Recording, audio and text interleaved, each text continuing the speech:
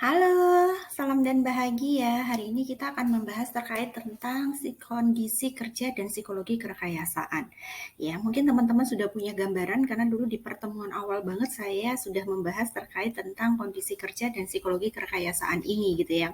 Kemarin itu saya mencontohkannya adalah kayak teman-teman merekayasa atau menata ulang atau mendesain kamar gitu ya atau kos-kosannya atau apapun itu gitu kan ya supaya kita nyaman gitu kan ya masuk di kamar itu.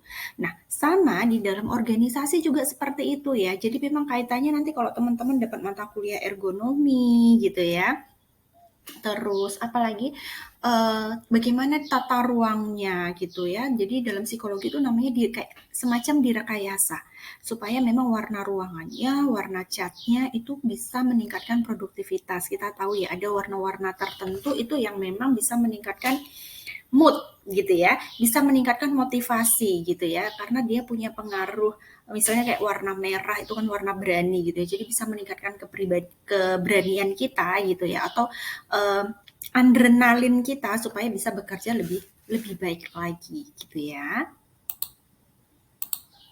Nah, kita akan bahas satu persatu. Ini pendahuluannya dulu gitu ya. Beberapa pelopor timbulnya kebutuhan akan pelajaran teori psikologi kerekayasaan itu antara lain yang disampaikan oleh Pak Munandar itu ada manajemen ilmiah ya. Bahwa manusia itu punya bentuk tubuh gitu kan ya. Dan fungsi anggota tubuhnya setiap manusia itu berbeda-beda. Apalagi sekarang itu kita sudah marak banget gitu ya membahas tentang pekerja disabilitas gitu kan ya. Nah, pekerja disabilitas ini sendiri kan perlu kita buatkan ruang dan perlu kita prioritaskan bagaimana supaya dia bisa bekerja secara efisien. Ada jalur khususnya gitu kan ya dan sebagainya.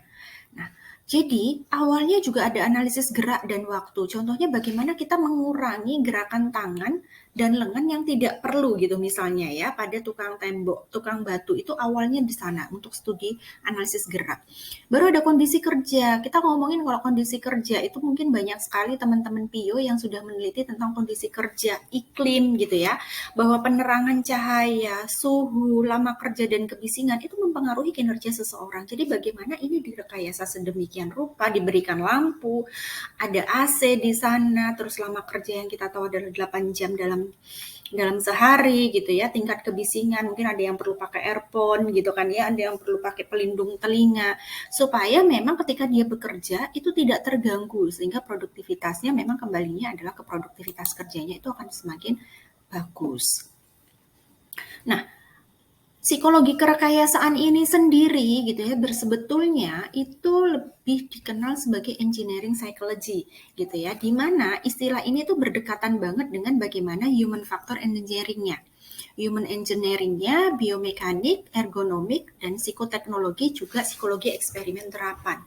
Nah, ini memang berdekatan. Jadi bagaimana ilmu psikologi ini masuk di sana bahwa ada loh faktor-faktor psikologis yang mempengaruhi seseorang ketika bekerja. Tipe kepribadian A gitu misalnya dengan semangat yang menggebu-gebu dia harus ditempatkan dalam suatu ruangan yang seperti apa supaya itu tidak mendaunkan motivasinya gitu ya supaya dia tidak demotivasi. Nah, memperhatikan penemuan dan penerapan informasi tentang perilaku manusia dalam kaitannya dengan mesin-mesin, peralatan, pekerjaan, lingkungan kerja seperti itu ya. Nah, terus tujuannya apa sih, Bu? Gitu ya. Kalau ada yang tanya dari psikologi kerekayasaan ini, tujuannya memang untuk membantu dalam rancangan dari peralatan, tugas-tugas, tempat kerja, lingkungan kerja dibuat sedemikian rupa sehingga peralatan-peralatan ini tuh merupakan pasangan yang paling tepat bagi kemampuan dan keterbatasan tenaga kerja gitu ya. Maka diciptakanlah misalnya laptop seperti ini. Kalau dulu mungkin kita nggak mengenal ada meja kerja ya zaman dulu gitu. Sekarang semua sudah dibuat bahwa ada kursi kerja itu sendiri, meja kerja itu sendiri, bagaimana mengukur tinggi meja itu supaya itu kita nyaman tangan di atas gitu ya. Jadi memang peralatan-peralatan ini bagaimana dibuat sedemikian rupa mengikuti ergonomisnya manusia gitu ya. Bentuk tubuh dan sebagainya tadi. Oke. Tugas psikologi kerekayasaan itu mengubah mengubah bagaimana supaya mesin-mesin ini, alat-alat yang digunakan manusia dalam pekerjaannya, dan lingkungan tempat dia bekerja itu bisa membuat pekerjaan itu lebih sesuai bagi manusia. Jadi lebih manusiawi aja kita kerja gitu kan ya. Kita kan pengennya bekerja itu bersenang-senang tapi dibayar gitu kan ya. Makanya ada yang bilang bahwa bekerjalah sesuai dengan passionmu supaya kamu merasa bekerja tapi dibayar gitu ya, atau bersenang-senang tapi kamu dibayar. Jadi sebetulnya jangan sampai kita merasa bahwa peralatan-peralatan yang seharusnya mendukung kita dalam bekerja ini malah menjadi problematika buat kita ketika bekerja. Paham ya maksudnya di sini? Jadi jangan sampai kita merasa bahwa laptop kita ini mengganggu gitu ya. Padahal kita harus mendesain sedemikian rupa supaya ini menjadi nyaman buat kita gitu kan ya. Bagaimana kursi kuliah itu dibuat nyaman supaya mahasiswa bisa menimba ilmu dengan baik, supaya mahasiswa itu nyaman duduknya sehingga tidak gampang capek, tidak gampang ngantuk gitu ketika mengikuti perkuliahan gitu misalnya ya.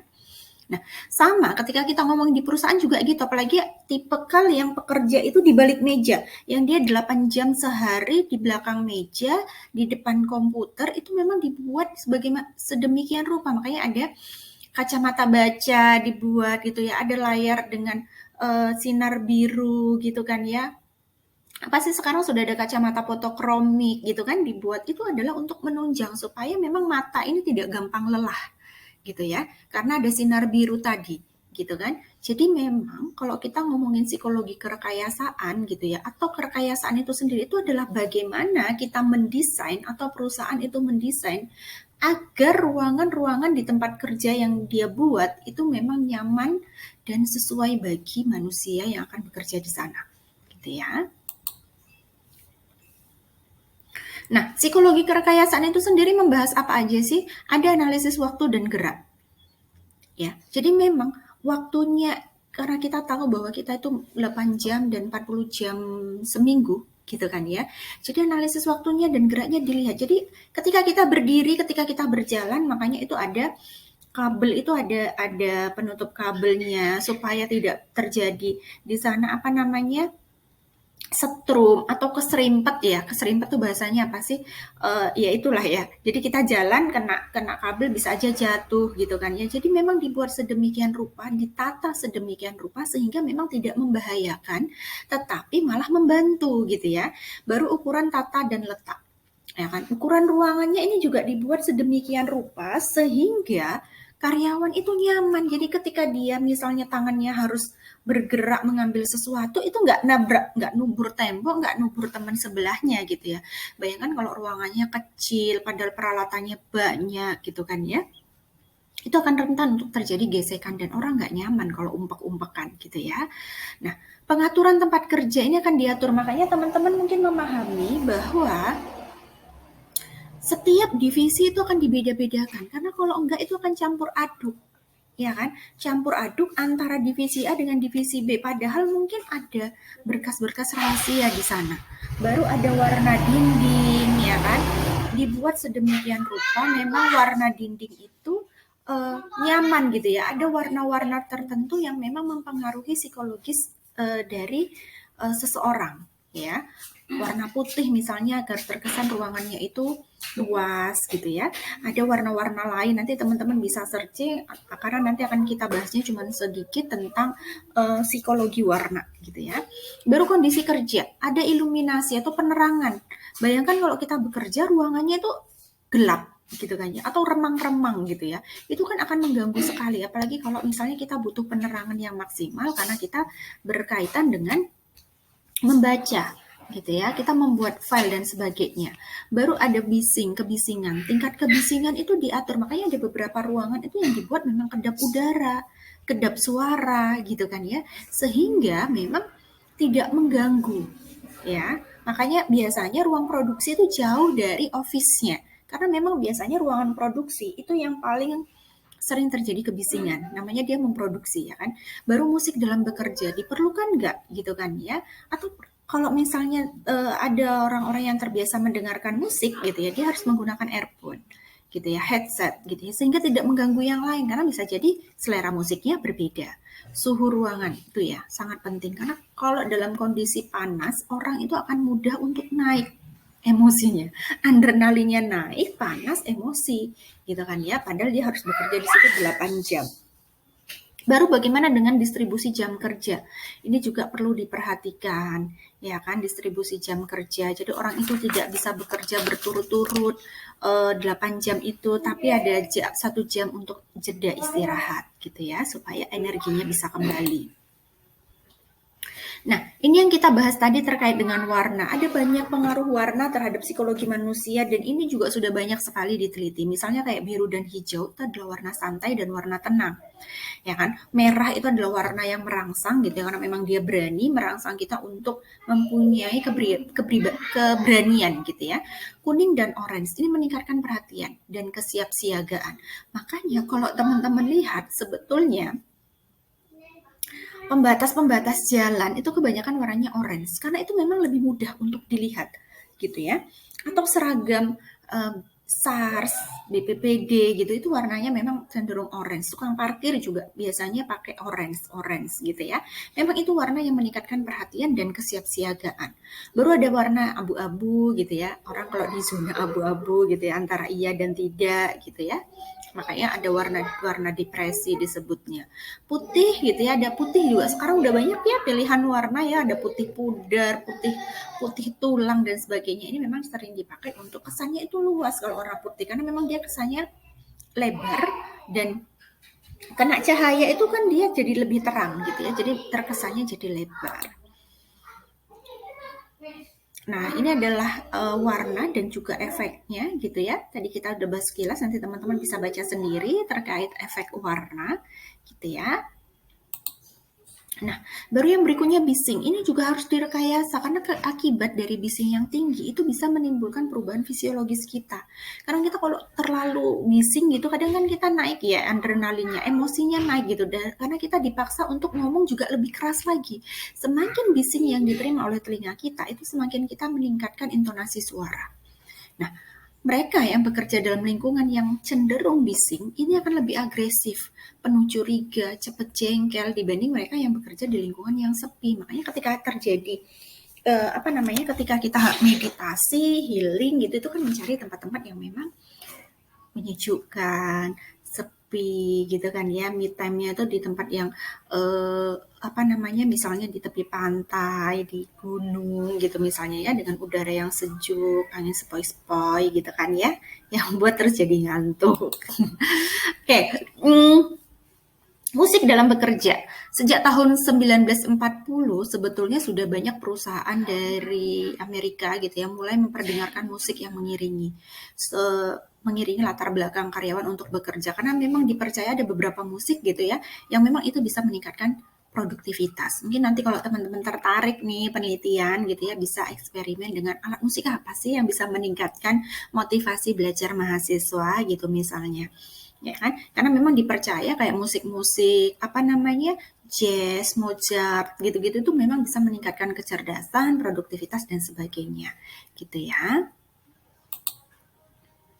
Nah, musik yang mana gitu ya? Biasanya musik yang didengarkan tuh kayak teman-teman ke mall, ke suatu toko, butik dan sebagainya suka didengarkan ada suara-suara musik ya. Memang supaya yang masuk di sana nyaman dan sebagainya. Tapi ya pilihannya juga harus yang pas gitu kan ya. Biasanya bisa musik yang sederhana, rutin dan monoton itu memang berpengaruh baik. Tapi kalau musik pada pekerjaan yang majemuk dan perlu konsentrasi ini mungkin akan mengganggu ya. Jadi memang perlu diperhatikan sekali. Nah, yang selanjutnya ini Pak Suyatno 85 dia berpendapat bahwa musik pengiring kerja harus dipandu dengan pertimbangan ya bahwa musik harus menciptakan suasana akustik gitu ya. Musik akan bernilai pada pekerja tangan, repetitif dan pekerjaan lain yang hanya memerlukan sedikit kegiatan mental. Musik tidak akan bernilai jika ada suara atau bunyi lain gitu ya. Jadi kalah suara musiknya gitu ya. Musik bernada meriah diperdengarkan secara singkat di awal gitu ya. Pagi hari gitu ya sambil olahraga didengarkan musik dangdut koplo gitu ya supaya bisa meningkatkan adrenalin ketika mau bekerja itu sudah panas duluan gitu ya.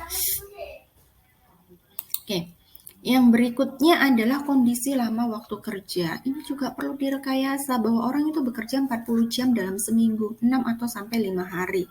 Nah, penelitian yang pernah dilakukan terhadap 50 pekerja tata usaha dari 37,5 jam kerja per minggu, benar-benar kerja tak lebih dari 20 jam. Ya, jadi sebetulnya kerja efektifnya itu nggak benar-benar 40 jam gitu ya, bahwa dia bekerja itu efektifnya hanya 20 jam. Selebihnya itu mungkin dia akan melakukan aktivitas yang lain, ngobrol sama teman kerjanya gitu ya, atau membuang waktu dengan dia searching gitu ya, kalau sekarang buka media sosial dan sebagainya. Nah, baru kerja paruh waktu ini juga berbeda. Orang yang bekerja paruh waktu itu juga berbeda dengan orang yang bekerja memang full time gitu ya. 4 hari kerja kah, jamnya kerja lentur kah, ini banyak ya diterapkan. Jadi perusahaan bisa menerapkan berbagai macam jam kerja gitu ya. Mau jam kerja lenturnya gitu ya. Jadi dalam artian dia bisa apa namanya, bekerja terserah gitu. Yang penting dia 8 jam, mau masuknya jam berapa. Kalau misalnya dia masuknya jam 9, ya dia pulangnya jam 5 gitu misalnya. Atau kalau dia masuknya jam 10, dia pulang jam 6. Itu kan jam kerja lentur. Jadi tidak terpatok bahwa kamu harus masuk jam 8 pagi tet, pulang jam 5 tet gitu misalnya. Tetapi jam kerjanya lentur, terserah. Yang penting dia terpenuhi jam kerjanya 8 jam, atau bisa jadi ada juga yang menerapkan bahwa yang penting pekerjaannya selesai gitu ya, mau kamu masuk kapan aja, kayak misalnya sistem marketing gitu ya, yang dia hanya ngejar target gitu misalnya, kamu mau masuk mau enggak terserah, yang penting targetmu 1 bulan terpenuhi gitu misalnya ya. Itu adalah cara-cara bagaimana perusahaan merekayasa kondisi bekerjanya gitu ya, supaya karyawan itu nyaman gitu ya. Baru yang berikutnya adalah rancangan ruang kerja. Ini yang sebetulnya paling paling dominan gitu ya, bahwa ruangan kerja itu memang harus didesain di semedian rupa sehingga memang orang yang bekerja itu nyaman gitu ya, karena memang waktunya akan dihabiskan di situ lebih banyak gitu kan ya. Nah, Schools itu memberikan 3 prinsip umum dalam rancangan ruang kerja, bahwa yang pertama, bahwa semua bahan, peralatan, dan persediaan itu harus terletak berurutan sesuai dengan urutan penggunaannya. Ini memang lebih menyimpulkan bahwa kalau di apa namanya, di Jepang itu ada istilah 5S, Seiri, Seiton, Saire apa gitu ya, nanti teman-teman bisa cari sendiri ya. Ada 5S gitu, bahwa kita itu bekerja harus ringkas, rapi, resik, rajin gitu ya. Jadi kita harus meringkas bahan kita, jangan berserakan gitu ya. Sehingga kita aja mau cari bahan yang kita perlukan atau benda yang kita perlukan sampai kebingungan. Jadi mulai diurutkan. Apalagi kalau kita punya laci-laci, kita punya apa namanya, rak portable gitu ya, itu harus kita urutkan. Yang paling mudah dijangkau itu adalah file atau peralatan yang memang paling sering kita gunakan gitu ya.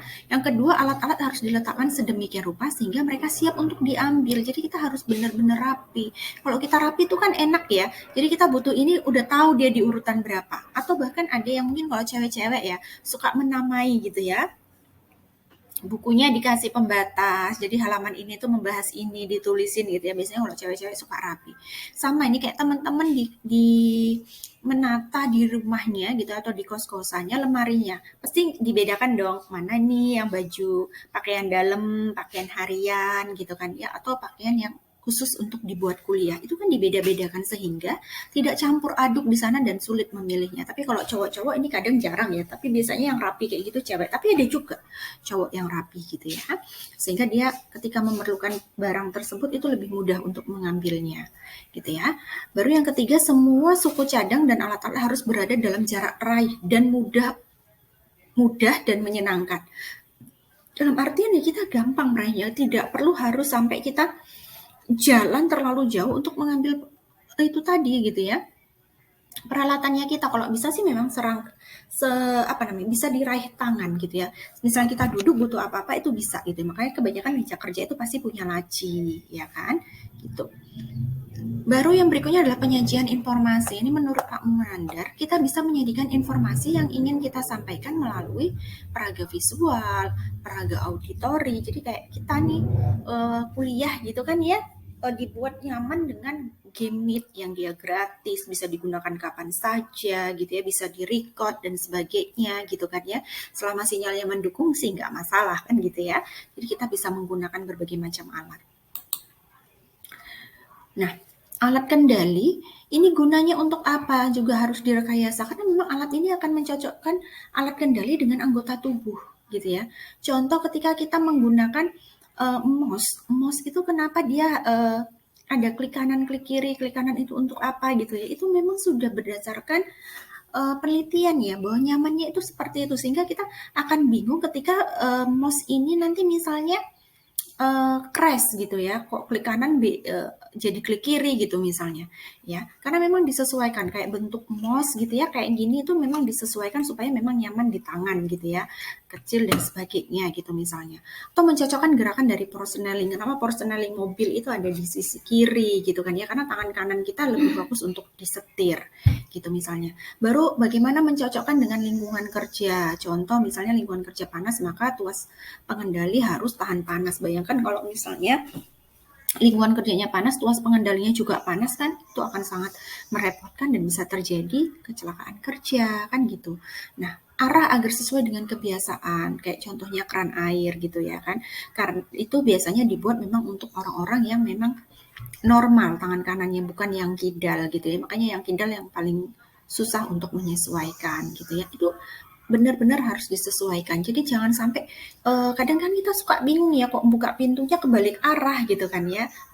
Ada kan yang model pintu seperti itu gitu ya suka bingung gitu kan ya. Ternyata dia balik arah atau bagaimana handle itu ternyata membukanya tidak searah jarum jam gitu misal. Itu kan akan membuat tidak nyaman juga gitu ya.